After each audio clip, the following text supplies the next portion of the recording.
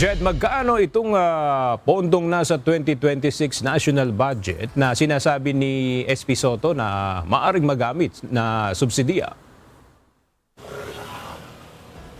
Aga walang eksaktong figures o halagang nabanggit si Senate President Vicente Tito Soto III para rito, ngunit kaninang umaga kinumpirma niya na noon pa man ay naihanda o handa na yung 2026 national budget para sa ganitong mga klaseng krisis.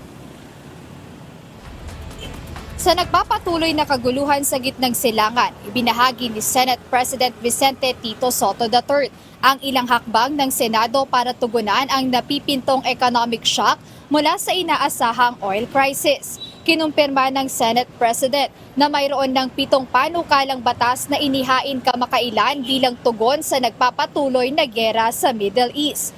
Layo ng 1 o 2 sa mga ito na bigyan ng kapangyarihan ang Pangulo na ibaba ang excise tax sa langis. Gayunpaman, sa kabuuan ang mga naturang panukala ay nakatuon sa posibleng suspensyon ng excise tax. Sa kabila nito, binigyang diin ni Senator Soto na bago pa man ang mga panukalang ito, nakahanda na ang 2026 national budget upang tugunan ang anumang krisis na maaaring harapin ng bansa.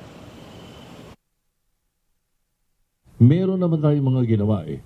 Una, sa GAA, at ito'y pwede nang ipagmalaki naman natin. 2026 GAA. Dito sa 2026 GAA, we were ready for any eventuality. Meron tayong nilagay.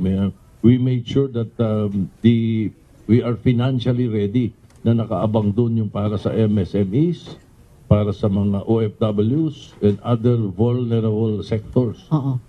Kaya if we pass the suspension and the emergency powers of the president, and then we are able to subsidize doon sa mga mahihirapan sa ating mga kababayan because of what happened, we'll be able to, we'll pass this. Nilagay namin ang funding sa DSWD, sa OWA, sa DTI, sa DMW. Naglagay kami ng mga extra fundings doon. Imbis na kung saan pupunta yung funding.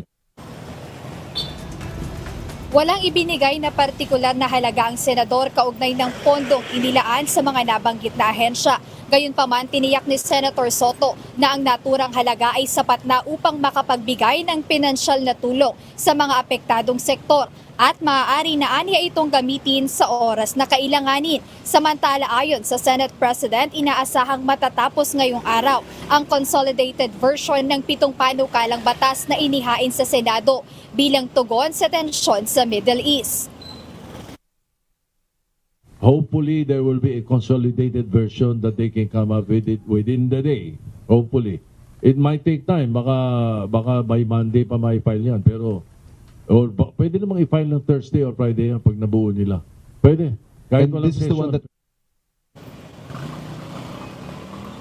Mamaya inaasahan na tatalakayin ng Committee on Ways and Means yung excise tax on petroleum products, kung saan inaasahang talakayin din dito yung pagbibigay ng emergency powers sa Pangulo na mapababa yung excise tax sa langis kapag umabot ng $80 per barrel yung presyo ng langis sa world market. At ayan yung aabangan nating mga updates sa Senado. Ayan mga update, balik sa inyo. Maraming salamat, Jed Neresina.